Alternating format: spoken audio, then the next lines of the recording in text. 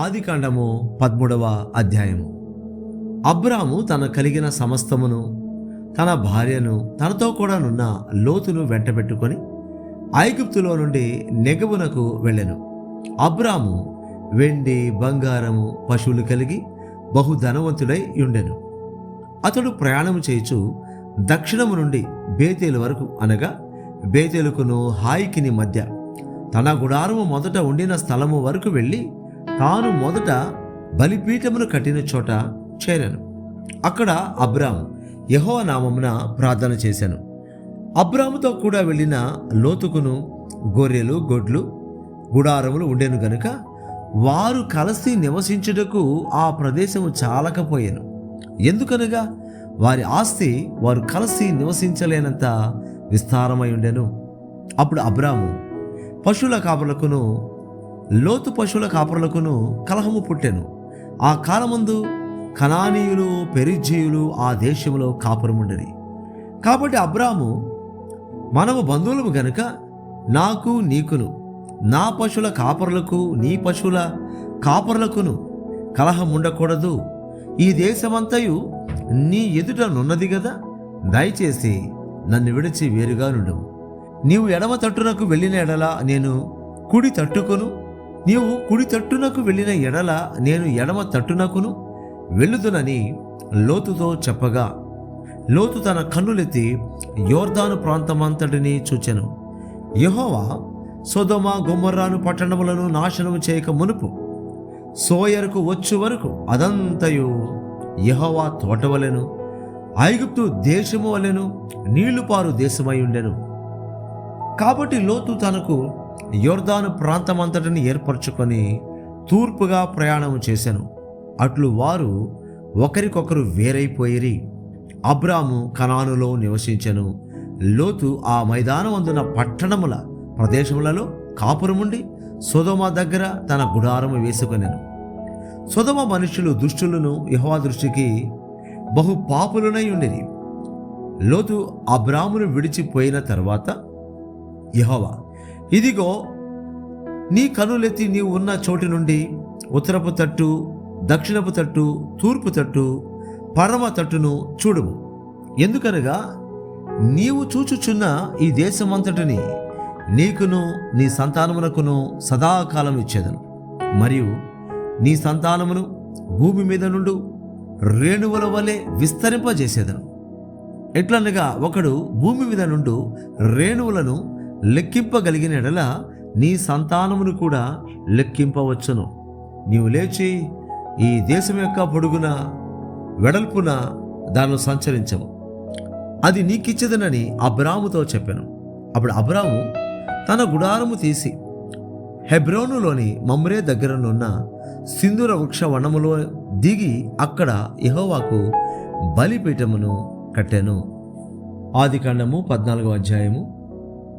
షీనారు రాజైన అమ్రాపేలు, ఎల్లాసరు రాజైన అర్యోకు, ఏలాము రాజైన కదోర్లా యోమెరు, గోయూల రాజైన తిదాలు అనువారి దినములలో వారు సొదొమ రాజైన బెరాతోను, గొమొర్రా రాజైన బిర్షాతోను, అద్మా రాజైన షినాబుతోను, సెబోయూల రాజైన షెమేబేరుతోను, సోయరును బెలరాజుతోను యుద్ధము చేసిరి. వీరందరూ ఉప్పు సముద్రమైన సిద్దూము లోయలో ఏకముగా కూడి 12 సంవత్సరములు కదొర్లా యోమెరుకు లోబడి 13వ సంవత్సరమున తిరుగుబాటు చేసిరి.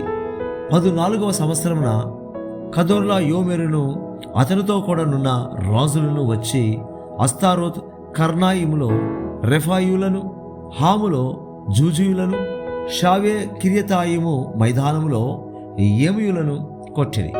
మరియు హోరీయులను అరణ్యము దగ్గరనున్న ఏల్పారాను వరకు తరిమి సేయూరు పర్వత ప్రదేశంలో వారిని కొట్టిన తరువాత తిరిగి కాదేశను ఏన్పిష్పతుకు వచ్చి అమాలేకుల దేశమంతటిని హససోన్ తామారుల కాపురమున్న అమోరీయులను కూడా కొట్టిరి.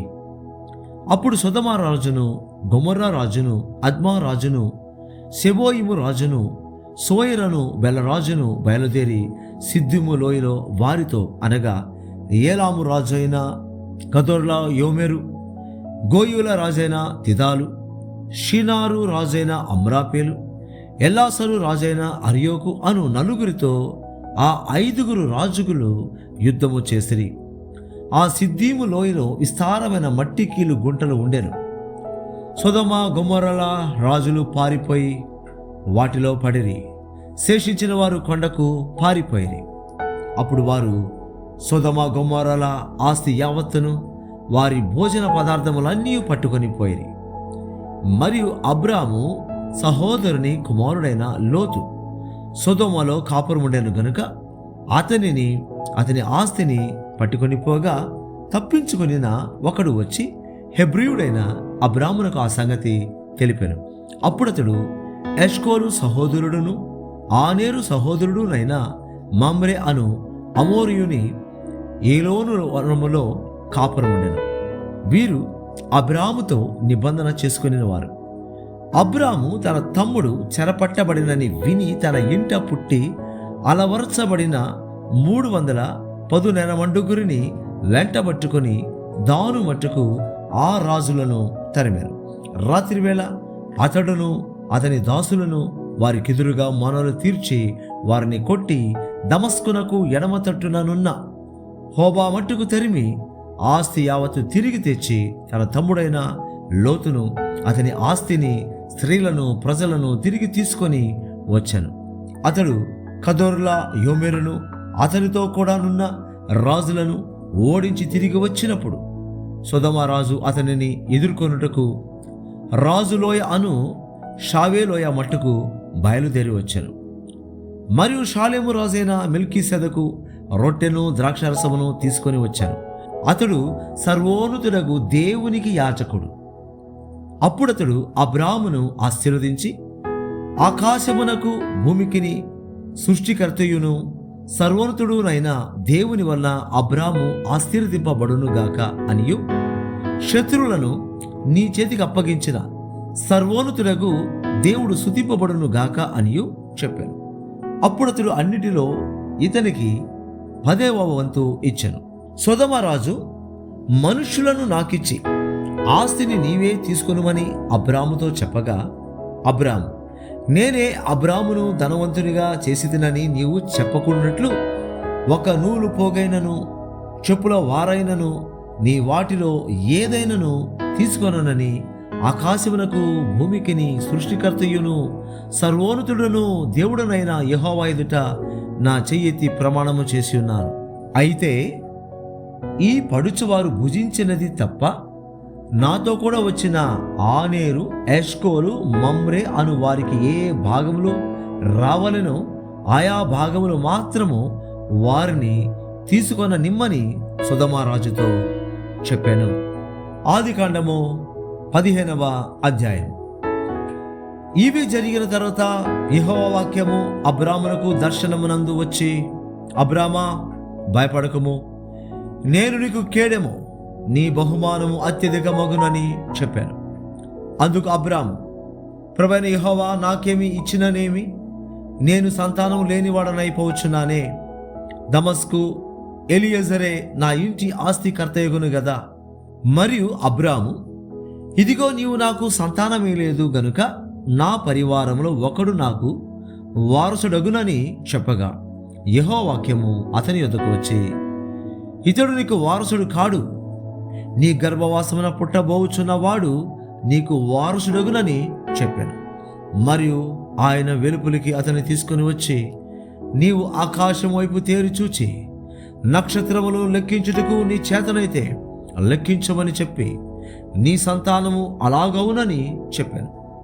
అతడు యెహోవాను నమ్మాను, ఆయన అది అతనికి నీతిగా ఎంచెను.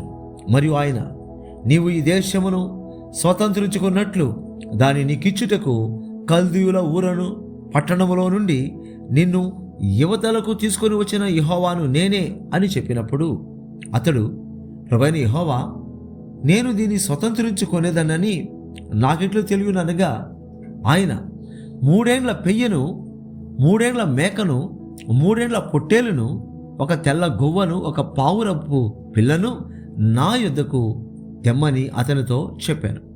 అతడు అవన్నీ తీసుకొని వాటిని నడుమకు ఖండించి దేని ఖండమును దాని ఖండమునకు ఎదురుగా నుంచెను.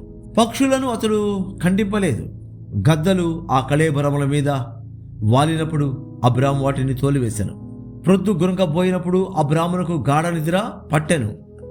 భయంకరమైన కటిక చీకటి అతని కమ్మగా ఆయన, నీ సంతతి వారు తమది కాని పరదేశమందు నివసించి ఆ దేశపు వారికి దాసులుగా నుందురు. వారు 400 ఏండ్లు వీరిని శ్రమ పెట్టుదురు. వీరు ఎవరికి దాసులవుదురో ఆ జనములకు నేనే తీర్పు తీర్చెదను. తరువాత వారు మిక్కిలి ఆశతో బయలుదేరి వచ్చెదరు. నీవు క్షేమముగా నీ పితరుల యొద్దకు పోయేదవు. మంచి వృద్ధాప్యమందు పాతి పెట్టబడదు. అమోరీయుల అక్రమము ఇంకనూ సంపూర్ణము కాలేదు గనుక నీ 4వ తరము వారు ఇక్కడికి మరలా వచ్చేదరని నిశ్చయంగా తెలుసుకొనుమని అబ్రాముతో చెప్పాను. మరియు ప్రొద్దు గురించి కటిక చీకటి పడినప్పుడు రాజుచున్న పొయ్యయు అగ్ని జ్వాలయును కనబడి ఆ ఖండముల మధ్య నడిచిపోయాను.